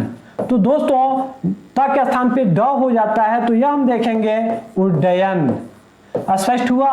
तो दोस्तों यदि द या त के बाद यदि ढ या ढ आता है तो यह ड में रूपांतरित हो जाता है, किस में रूपांतरित हो जाता है, ड में रूपांतरित हो जाता है और इस तरह से अगला वर्ड बनता है उड्डयन। आगे हम देखें 10वां नियम क्या कहता है, तो यदि किसी वर्ण के पहले वर्ण क च ट त प के पश्चात न या म वर्ण आए तो वर्ग का पहला वर्ण अपने ही वर्ग के पांचवें वर्ण में रूपांतरित हो जाता है। यदि किसी वर्ग के पहले वर्ण यानी क च ट त प के पश्चात न या म वर्ण आए तो वर्ग का पहला वर्ण अपने ही वर्ग के पांचवें वर्ण में रूपांतरित हो जाता है। जैसे यदि हम कहें वाक धन मैं, तो दोस्तों वाक धन मैं आप देख रहे हैं, तो दोस्तों यह जो क है यह अपने ही वर्ण के पांचवें वर्ण में रूपांतरित होगा, यानी क ख ग घ ङ में। तो यह जो अगला वर्ड होगा वा और क किस में रूपांतरित हुआ है, ङ में रूपांतरित हुआ है और यह मैं है, तो यह शब्द क्या बनता है, वांग्मय बनता है। इसी तरह से अगर हम बात करें षट धन मुख हम देख रहे हैं, तो यहाँ ट के बाद आप देख रहे हैं ट वर्ग का ट पहला वर्ण है, यहाँ म आया हुआ है, तो दोस्तों ट अपने पांचवें वर्ण में रूपांतरित हो जाएगा, यानी ट ठ ड ढ र में, और इस तरह से यह बनेगा र में रूपांतरित हुआ है षणमुख। तो हम देख रहे हैं कि 10वां जो नियम कह रहा है कि यदि पहला वर्ण क च ट त प के बाद यदि न या म वर्ण आते हैं तो जो ये पहले वर्ण हैं जो ये अपने पंचम वर्ण में रूपांतरित हो जाते हैं, जैसे वाक्मय, वांग्मय, षटमुख, षडमुख। तो दोस्तों यह स्पष्ट हुआ। ऐसे ही चित्त धनमय, यानी हम देख रहे हैं चित्त धन मय, तो त किसमें, न में रूपांतरित हो जाएगा। इसका पांचवा वर्ण क्या है, न है, तो यह हो जाता है चिन्मय। तो इस तरह से यह 10वां नियम यह कहता है। आगे दोस्तों हम 11वें नियम की बात करें तो 11वां नियम कहता है यदि म वर्ण के पश्चात स्पर्श व्यंजन क वर्ग, च वर्ग, ट वर्ग, त वर्ग, प वर्ग आए तो म वर्ण उसके बाद आने वाले वर्ण के पंचम वर्ण या अनुस्वार में परिवर्तित हो जाता है। यदि म वर्ण के बाद कोई भी स्पर्श व्यंजन आता है तो जो म वर्ण है वह उसके बाद वाले वर्ण के पंचम वर्ण या अनुस्वार में परिवर्तित हो जाता है। जैसे हम अगर कहें समगति, सम प्लस गति, यहाँ म वर्ण आया हुआ है और यहाँ ग वर्ण आया हुआ है। तो दोस्तों म किसमें, यानी ग वर्ग का देखें तो पांचवा वर्ण क्या है, ङ है, तो यह हो जाता है संगति। तो इस तरह से हम इसे लिखते हैं दोस्तों संगति। तो यहाँ स्पष्ट रूप से हमें दिखाई दे रहा है। तो संगति को हम सामान्यतः ऐसे अनुस्वार देकर के ऐसे भी संगति लिखते हैं और ङ को सामान्यतः हम ऐसे भी लिख सकते हैं, स और ग नीचे करके और ति, संगति। यह भी सही है, संगति ऊपर अनुस्वार आप देख रहे हैं। तो दोस्तों जैसे अनुस्वार में परिवर्तित हो जाता है तो संगति, यह भी सही है, और यहाँ आप देख रहे हैं संगति। तो इस तरह से ऐसे नियम हैं कि यदि म वर्ग के बाद कोई भी स्पर्श व्यंजन आता है तो म आने वाले वर्ग के पंचम वर्ग में परिवर्तित हो जाता है। अन्य हम उदाहरण देखें, परम और तू, परम प्लस तू। यहाँ म के बाद हम देख रहे हैं कि त आया हुआ है, तो त म किस में रूपांतरित होगा, त का पंचम वर्ण में, तो यह हो जाएगा पर।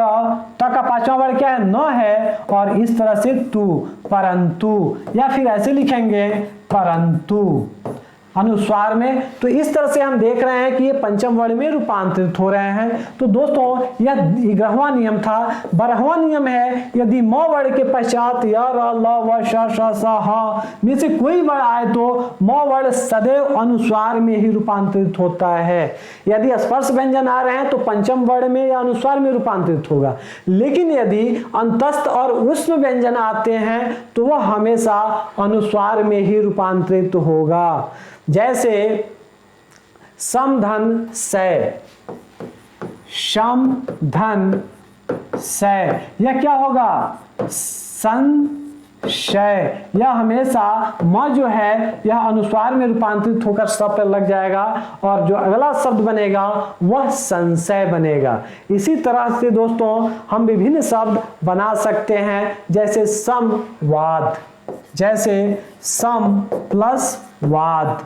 तो दोस्तों यह म कहां चढ़ जाएगा, अंग पर चढ़ जाएगा, तो यह होगा संवाद। यानी म क्या है, अनुस्वार में परिवर्तित हो गया है। इस तरह से संवाद। समयोग यानी संयोग, तो इस तरह समहार यानी संहार। तो दोस्तों म पंचम वर्ण में रूपांतरित हो जाता है यदि य, र, ल, व, श, स, ह है तो। आगे हम बात करें तो 13वां नियम है यदि री, र तथा श वर्ण के बाद न वर्ण आए तो न का रूपांतरण र में हो जाता है। यदि री, र और श के बाद न वर्ण आए तो न का रूपांतरण किसमें हो जाता है, र में हो जाता है। तो दोस्तों यह 13वां नियम है। जैसे यदि हम कहें परिधन नाम, अगर हम कहें परिधन नाम, तो दोस्तों री, र, श, यहां देख रहे हैं र शब्द, र वर्ण आया हुआ है, न वर्ण आए तो न का क्या हो जाता है, न का र हो जाता है। तो यह क्या होगा, परि, न का क्या होगा, र हो जाएगा, तो यह होगा परिणाम। स्पष्ट हो जाएगा। वैसे ही यदि प्र के बाद नाम अगर शब्द आए, नाम नाम अगर आ रहा है तो प्र और न किस में परिवर्तित हो जाएगा, ड़ में परिवर्तित हो जाएगा, तो प्रणाम। स्पष्ट हो रहा है। तो यह 13वां नियम था। 13वां नियम में यह विशेष भी है, यदि न वर्ण के पूर्व कोई अन्य वर्ण हो तो भी न का रूपांतरण ड़ में होता है। यदि इसके पूर्व भी अगर कोई वर्ण अगर आ जाए तभी उसका रूपांतरण किसमें होता है, ड़ में होता है। जैसे प्र प्लस मान। स्पष्ट हो रहा है। तो यहां न विशेष में क्या दिया हुआ है, यदि न वर्ण के पूर्व कोई अन्य वर्ण हो तो भी न का रूपांतरण ड़ में होता है। न वर्ण के पूर्व यदि कोई अन्य वर्ण भी दिखाई हो तब भी न का रूपांतरण ड़ में हो जाता है। तो यह क्या होगा, प्र मा न का ड़ हो जाएगा और इस तरह से यह होगा प्रमाण। तो दोस्तों यहां हम देख रहे हैं न री र श के बाद यदि न आए या फिर एक शब्द अक्षर के बाद ही यदि न आता है कहीं भी तो न हमेशा ड़ में परिवर्तित हो जाता है। जैसे राम, आप देख रहे हैं री र तथा श। तो दोस्तों अगला है 14वां, यदि श वर्ण के पूर्व अ या आ को छोड़कर कोई अन्य स्वर आए तो स के स्थान पर श हो जाता है। यदि स वर्ण के पहले अ या आ को छोड़कर कोई अन्य स्वर यदि आता है तो श का क्या हो जाता है, श हो जाता है। तो दोस्तों जैसे निषेध, जैसे नी प्लस सेध। अब यह क्या है कि स वर्ण के पूर्व यदि अ आ को छोड़कर कोई अन्य स्वर आए तो न पर क्या है, ई है और यहाँ स है। तो यह क्या हो जाएगा, स का क्या बन जाएगा, श बन जाएगा। तो यह होगा निषेध। स्पष्ट हो रहा है। ऐसे ही हम देखें तो वी सम, जैसे वी यहाँ है प्लस यहाँ सम वर्ण है तो दोस्तों ये दोनों मिलकर के यह स जो है श में परिवर्तित होगा और होगा विषम, क्योंकि वह पर ई वर्ण आया हुआ है, ई स्वर है और ई के बाद स आया हुआ है तो ये श में परिवर्तित होगा और इस तरह से होगा विषम। और इस तरह से व्यंजन संधि के अंतर्गत हमने 14 नियमों को देखा। आगे हम देख रहे हैं विसर्ग संधि के नियम। दोस्तों विसर्ग संधि के नियमों की बात करें तो सबसे पहले विसर्ग संधि हुआ है कि विसर्ग संधि के साथ यदि स्वर या व्यंजन का योग होता है तो उसमें होने वाले परिवर्तन या विकार को विसर्ग संधि कहेंगे। तो दोस्तों यदि विसर्ग से पहले ई या ऊ वर्ण हो तथा विसर्ग के पश्चात क ख प फ में से कोई वर्ण आए तो विसर्ग का रूपांतरण श में हो जाता है। जैसे दुह प्रकृति, दुह प्लस प्रकृति। तो दोस्तों आप इसे देखेंगे कि यदि विसर्ग से पहले, ध्यान दीजिए, विसर्ग से पहले ई या ऊ वर्ण हो तो यहाँ दू में क्या लगा हुआ है, ऊ वर्ण आया हुआ है। ई या ऊ वर्ण हो तथा विसर्ग के पश्चात आप देख रहे हैं क ख प फ तो यहाँ क्या है, प दिखाई दे रहा है। तो प में से कोई वर्ण आए तो विसर्ग का रूपांतरण किसमें हो जाता है, श में हो जाता है। तो दोस्तों दू प्लस प्रकृति का क्या होगा, दू और विसर्ग का किसमें रूपांतरण हुआ है, श में हुआ है तो दुष प्रकृति। स्पष्ट हो रहा है ना। यानी विसर्ग से पहले, यहाँ देख रहे हैं दू में विसर्ग से पहले ऊ वर्ण आया हुआ है दू और इसके बाद क ख प और फ में से यहाँ प वर्ण आया हुआ है तो विसर्ग का रूपांतरण स में हो जाएगा और इस तरह से दू और विसर्ग का रूपांतरण स में हुआ है तो श प्रकृति। तो इस तरह से हम देख रहे हैं दुष्प्रकृति। इसी तरह से हम देखें वही धन, आप देख रहे हैं वही धन कार वर्ण है, कार। अब देख रहे हैं कि विसर्ग के पहले छोटी ई आया हुआ है, हर्ष ई आया हुआ है तो दोस्तों वही हो गया। विसर्ग के स्थान पर यहाँ क आया हुआ है, विसर्ग के बाद क आया हुआ है तो विसर्ग का क्या हो जाएगा, श हो जाएगा और कार है तो यह वही धनकार यानी बहिष्कार हो जाएगा। इसी तरह से दोस्तों यह पहला नियम है कि यदि विसर्ग से पहले हर्स्व ई या हर्स्व उ आता है और विसर्ग के बाद क ख प फ आता है तो विसर्ग का श में रूपांतरण हो जाता है। आगे हम देखें तो यदि विसर्ग के पूर्व ह्रस्व ई या ऊ हो तथा विसर्ग के पश्चात र वर्ण आए तो संधि के समय विसर्ग का लोप हो जाता है तथा ह्रस्व ई ऊ का रूपांतरण दीर्घ ई ऊ में हो जाता है। दोस्तों अब यहाँ ध्यान दीजिएगा, आप इसमें देख रहे हैं कि विसर्ग के पूर्व ह्रस्व ई या ऊ हो, तो अगर जैसे हम कहें निह, यानी विसर्ग के पूर्व यहाँ छोटी ई दिखाई दे रहा है, विसर्ग के पश्चात र वर्ण आए, यानी र यहाँ हम कर दे रहे हैं, तो यहाँ र वर्ण आए तो संधि के समय विसर्ग का लोप हो जाता है। इसमें विसर्ग का क्या होगा, लोप हो जाएगा तथा ह्रस्व ई या ऊ क्या हो जाएगा, दीर्घ ऊ में परिवर्तित हो जाएगा। तो यह क्या होगा, नी र। स्पष्ट हो रहा है ना। यदि ह्रस्व विसर्ग से पहले ह्रस्व ई या ऊ है तथा बाद में र वर्ण आ रहा है तो विसर्ग का लोप हो जाता है तथा ह्रस्व ई और ऊ क्या होते हैं, दीर्घ में परिवर्तित हो जाते हैं। तो नि धन र बराबर नीरव। इसी तरह से हम देखें तो नीरव, नि धन रस बराबर नीरस। अगर हम देखें नि धन रस बराबर क्या होगा, नी रस होगा। स्पष्ट हुआ। अगला हम देखें तीसरा नियम क्या है, यदि विसर्ग के पूर्व अ हो तथा विसर्ग के पश्चात क ख प फ में से कोई वर्ण आए तो विसर्ग का लोप नहीं होता, वह ज्यों का त्यों बना रहता है। विसर्ग के पूर्व यदि अ वर्ण आए तो दोस्तों विसर्ग और उसके बाद क ख प फ आए तो विसर्ग का लोप नहीं होता है। जैसे यदि हम उदाहरण से देखें तो पयः धन पान, तो दोस्तों यह पयः धन पान, पयः पान नहीं लिखा जाएगा, हमेशा पयः धन पान लिखा जाएगा, पयः पान। तो दोस्तों हम देख रहे हैं कि विसर्ग के पूर्व क्या है, य में अ जुड़ा हुआ है तो अ है और यहाँ प आया हुआ है, तो इसमें विसर्ग का लोप नहीं होकर ज्यों का त्यों है और इसे हम पयः पान कहेंगे। ऐसे ही अधः पतन, अधः ध में विसर्ग लगा हुआ है तो ये अधः प अक्षर है, पतन जुड़ा हुआ है तो ये हमेशा अधः पतन ही होगा दोस्तों। इसी तरह अगर चौथा नियम हम देखें, चौथे नियम पर चले, चौथा नियम क्या कहता है, तो दोस्तों चौथा नियम कहता है यदि विसर्ग के पूर्व और या आ के अतिरिक्त कोई अन्य स्वर हो तथा विसर्ग के पश्चात किसी वर्ग का तीसरा, चौथा, पांचवा वर्ण तो कोई स्वर अथवा य, र, ल, व, ह में से कोई वर्ण आए तो विसर्ग के स्थान पर र हो जाता है।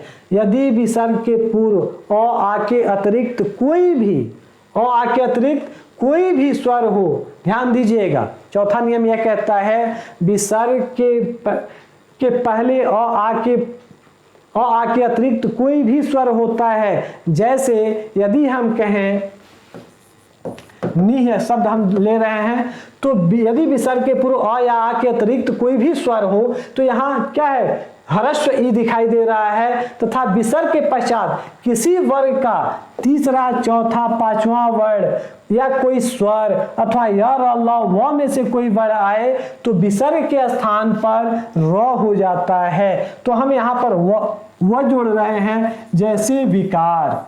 तो दोस्तों विसर्ग के स्थान पर र वर्ण होगा। तो इस तरह से जो अगला जो बनेगा, जो संधि जो बनेगी वह बनेगा निर्विकार। दोस्तों विसर्ग का क्या बन गया है, र बन गया है और इस तरह से देख रहे हैं निर्विकार। आगे इसी तरह से कहें निरर्थक, निधन अर्थक। तो दोस्तों निरर्थक, निधन अर्थक बराबर निरर्थक। तो इस तरह से दोस्तों निर्विकार, निरर्थक यानी तो निह क्या हो जाएगा, र अब जुड़ जाएगा दुह दशा। तो यानी देखिए यहाँ दुह धन दशा, तो विसर्ग क्या हो जाएगा, र में परिवर्तित होगा तो यह क्या बन जाएगा, दुर्दशा बन जाएगा। तो इस तरह से दोस्तों यदि विसर्ग के पूर्व अ आ के अतिरिक्त कोई भी स्वर हो तो और विसर्ग के बाद किसी भी वर्ग का तीसरा चौथा पांचवा वर्ण हो या कोई स्वर हो तो या फिर य र ल व या ह हो तो दोस्तों विसर्ग का र बन जाता है और इस तरह से दुर्दशा को दुर्दशा लिखेंगे क्योंकि विसर्ग किसमें र में परिवर्तित हो चुका है। आगे हम देखें दोस्तों तो अगले हम पांचवा नियम देख रहे हैं, यदि विसर्ग से पूर्व अस्वर आए तथा विसर्ग के पश्चात किसी वर्ग का तीसरा चौथा पांचवा वर्ण हो अथवा य र ल व ह में से कोई भी वर्ण आए तो विसर्ग का रूपांतरण उ हो जाता है। संधि के समय यही उ विसर्ग के पूर्व वाले अ से मिलकर गुण संधि द्वारा ओ हो जाता है। तो दोस्तों यहाँ पहले ध्यान दीजिए, यदि विसर्ग से पूर्व यदि अ आ जाता है, यह हमारा पांचवा नियम है। तो दोस्तों अब हम इसे देखते हैं मनः धन योग, उदाहरण से समझते हैं। तो यदि विसर्ग से पूर्व अ, यहाँ विसर्ग है और न में क्या है अ जुड़ा हुआ है यानी अ आया हुआ है तथा विसर्ग के पश्चात किसी वर्ण का तीसरा चौथा पांचवा यानी अथवा य र ल व ह, तो यहाँ य शब्द आया हुआ है, कोई वर्ण आए तो विसर्ग का रूपांतरण किसमें हो जाता है उ में हो जाता है। इस तरह से हम देखें विसर्ग का रूपांतरण उ में हो जाता है तो विसर्ग किस में परिवर्तित होगा उ में परिवर्तित हो जाता है। आगे क्या है, संधि के समय यही उ विसर्ग के पूर्व वाले अ से मिलकर गुण संधि द्वारा ओ हो जाते हैं। तो न में ओ अवर्ण जुड़ा हुआ है दोस्तों, तो अ और उ मिलकर के क्या हो जाते हैं ओ हो जाते हैं। तो अगला जो वर्ण बनता है वह बनता है मनोयोग। स्पष्ट हुआ, जैसे मन में अ ऑलरेडी है और अ में अगर उ जोड़ेंगे तो ओ बन जाता है। तो इस तरह से विसर्ग उ बना और विसर्ग उ बन करके ओ में अ में जुड़ता है तो यह ओ का मात्रा ग्रहण कर लेता है और इस तरह से न पर ओ का मात्रा होगा और इस तरह से होगा मनोयोग। स्पष्ट हुआ। इसी तरह से अगर हम बात करें मनोयोग, इसी तरह से अन्य शब्द हम देख रहे हैं मनोविकार, मनः धन विकार, या क्या हो जाएगा, यहाँ मनः न है, यहाँ विसर्ग से पूर्व आया हुआ है और विसर्ग के बाद देख रहे हैं कि वह वर्ण है। आप देखिए वह वर्ण है तो यानी विसर्ग उ में परिवर्तित होगा और न के अ में उ मिलकर के उ होगा, यह होगा मनोविकार। स्पष्ट हुआ। तो यह हमारा पांचवा नियम था। छठवां नियम है, यदि विसर्ग के पश्चात च या छ हो तो विसर्ग का रूपांतरण स में, ट या ठ हो तो विसर्ग का रूपांतरण श में तथा त थ हो तो विसर्ग का रूपांतरण स में हो जाता है। यह छठवां नियम है। जैसे निधन चय, आप देख रहे हैं यदि विसर्ग के पश्चात च या छ हो, यहाँ च आया हुआ है तो विसर्ग का रूपांतरण स में हो जाएगा। तो विसर्ग का यहाँ रूपांतरण किस में हो जाएगा श में होगा, तो यह हो जाएगा निश्चय। स्पष्ट हो रहा है। यहाँ च आया हुआ है तो विसर्ग का रूपांतरण स में हो रहा है और इस तरह से यह निश्चय बन रहा है। अगला हम अगले वर्ड की बात करें तो धनु, धन टंकार, धनु धन टंकार। आप देख रहे हैं ट वर्ण आया हुआ है तो ट या ठ हो तो विसर्ग का क्या होता है श हो जाता है और यह जो बनेगा तो यह धनु और विसर्ग क्या बदल जाएगा श में बदलेगा, धनुष टंकार। धनुष टंकार शब्द निर्मित हो रहा है। इसी तरह से दोस्तों यह छठवां हमारा नियम कह रहा है, यदि त तथा थ हो तो इसका रूपांतरण श में हो जाता है। तो हम इसे देखें निह प्लस तेज, तो इसका रूपांतरण क्या होगा, स का रूपांतरण विसर्ग का रूपांतरण स में हो जाएगा तो यह होगा निस्तेज। स्पष्ट हो रहा है। तो इस तरह से छठवां नियम है कि विसर्ग के पश्चात च या छ हो तो श में, ट या ठ हो तो श में तथा त या थ हो तो वह स में रूपांतरित हो जाता है विसर्ग। अगले नियम की बात करें सातवें नियम की, तो सातवां नियम कहता है यदि विसर्ग के पहले अस्वर हो तथा विसर्ग के पश्चात भी अस्वर आए तो पूर्व का अस्वर विसर्ग के साथ मिलकर ओ हो जाता है तथा बाद वाले अ का लोप होकर उसके स्थान पर लुप्ताकार चिन्ह लगा दिया जाता है। यहां कह रहा है कि यदि कोई भी, जैसे प्रथमः धन अध्याय, आप देख रहे हैं यदि विसर्ग के पहले अ, यहां म में क्या है, अ जुड़ा हुआ है, विसर्ग के पश्चात भी अ आए तो पूर्व का जो अ है वह ओ में परिवर्तित हो जाएगा। यानी यह जो पूर्व का अ है किस में परिवर्तित होगा, ओ में परिवर्तित हो जाएगा तथा बाद वाले अ का लोप होकर लोप चिन्ह लग जाएगा। तो यह क्या होगा, इसका जब संधि करेंगे तो यह होगा प्रथमो और यह अ लोप चिन्ह लगेगा ध्याय, प्रथमोध्याय। तो इस तरह से अक्सर यहाँ अध्याय तो प्रथमोध्याय लिखा जाता है। तो इस तरह से हम इसे देख सकते हैं 7वें नियम को। आगे हम चले तो 8वां नियम, 7वें नियम में विशेष भी है, परंतु विसर्ग के पश्चात अ के अतिरिक्त कोई अन्य स्वर आए तो यह नियम लागू नहीं होता बल्कि विसर्ग का लोप हो जाता है। यदि कोई अन्य स्वर आ जाता है, अ के अलावा कोई अन्य स्वर आता है तो विसर्ग का लोप हो जाता है और इस तरह से यह नियम यहाँ लागू नहीं होता है। जैसे अगर हम कहें 8वां नियम, यदि विसर्ग के बाद श, स या स वर्ण आए तो विसर्ग अपरिवर्तित रहता है या बाद वाले पद के प्रथम वर्ण में बदल जाता है। यदि विसर्ग के बाद श, श या श वर्ण आए तो विसर्ग या अपरिवर्तित रहता है या फिर बाद वाले पद के प्रथम वर्ण में बदल जाता है। जैसे यदि हम कहें निधन संदेह, अब आप देखिए यदि विसर्ग के बाद स वर्ण आया हुआ है तो विसर्ग अपरिवर्तित रहेगा या फिर वह बाद वाले शब्द के प्रथम वर्ण में बदल जाएगा। या बाद वाले जो शब्द है इसका प्रथम वर्ण स है तो वह स में बदल जाएगा। तो या तो यह अपरिवर्तित रहेगा, इसे लिखेंगे निसंदेह, और नहीं तो इसे फिर हम लिखेंगे निसंदेह, यानी यहां श में श लगा हुआ है, निसंदेह। तो दोस्तों आगे हम देखें तो दुह प्लस शासन। अब हम इसे देखें तो हम इसे सामान्यतः दुःशासन लिखेंगे या फिर अगर हम लिखना ही चाहें तो दुह यह प्रथम स है तो इसी में वह बदल जाएगा तो स शासन यानी दुशासन। तो 8वां नियम कहता है यदि विसर्ग के बाद स वर्ण आए तो विसर्ग अपरिवर्तित रहता है या फिर बाद वाले पद के प्रथम वर्ण में वह बदल जाता है। तो दोस्तों यह प्रमुख नियम रहे विसर्ग संधि के।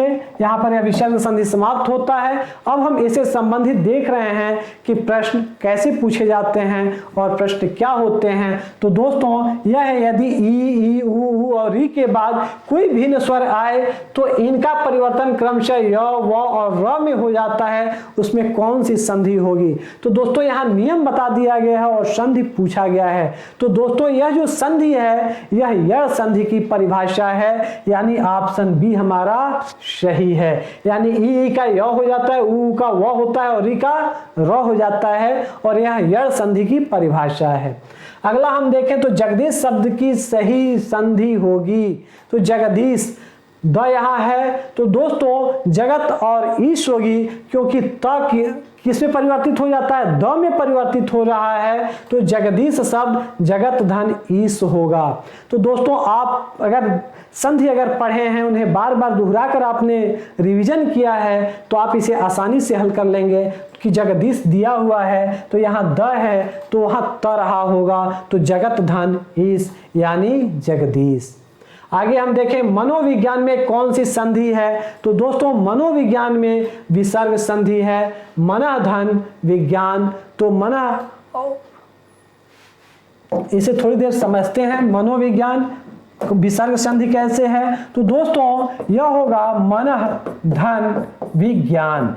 तो दोस्तों यहाँ विसर्ग लगा हुआ है, विसर्ग किस में परिवर्तित हो रहा है, ऊ में, और न के अ के साथ ऊ मिलकर के क्या हो रहे हैं, वो बनता है, और इस तरह से क्या बनता है, मनोविज्ञान। यहाँ कौन सी संधि है, विसर्ग संधि है।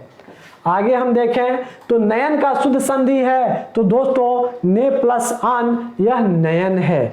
ई और ये और अ मिलके करके क्या बना रहे हैं, अय बना रहे हैं, और इस तरह से देख रहे हैं नयन है। तो यहाँ शुद्ध संधि है ने प्लस अन, नयन। कौन सा व्यंजन संधि नहीं है, तो दोस्तों कौन सा व्यंजन संधि नहीं है, इसमें कौन सा जो है वह व्यंजन संधि नहीं है, तो दोस्तों उद्धरण भी व्यंजन संधि है, तद्धित भी व्यंजन संधि है, वाक्जाल भी व्यंजन संधि है, मैं बता चुका हूं। यहाँ रसायन व्यंजन संधि नहीं है, रस धन आयन है, अ और आ मिलकर के आप बन रहे हैं, और इस तरह से यह रसायन हो रहा है। तो दोस्तों कौन सा व्यंजन संधि नहीं है, तो रसायन दोस्तों व्यंजन संधि नहीं है, यह स्वर संधि है। तो इस तरह से दोस्तों आज की हमारी जो संधि की क्लास रही यह कंप्लीट हो रही है। बार बार आप इन्हें रिवीजन करिएगा। इसमें स्वर संधि में आपने देखा संधि 3 प्रकार के होते हैं, स्वर संधि, व्यंजन संधि और विसर्ग संधि। स्वर संधि के 5 उपभेद हैं, जिसमें दीर्घ संधि, गुण संधि, वृद्धि संधि, यड़ संधि और अयादि संधि है। जबकि आपने व्यंजन संधि के अंतर्गत कई नियमों को आपने देखा, विसर्ग संधि के अंतर्गत भी अपने कई नियमों को देखा, आपने प्रश्न भी हल किया। इसके साथ ही आप इनका रिवीजन कर लीजिएगा, इन्हें आप किसी कॉपी पर नोट करके ध्यानपूर्वक अध्ययन कीजिएगा, आप यहाँ से क्वेश्चन गलती नहीं करेंगे। तो दोस्तों इसी के साथ यह क्लास देखने के लिए आप सबको बहुत बहुत धन्यवाद। अगर यह क्लास आपको पसंद आए तो आप इसे लाइक करना, सब्सक्राइब करना और दोस्तों के बीच शेयर करना न भूलिएगा।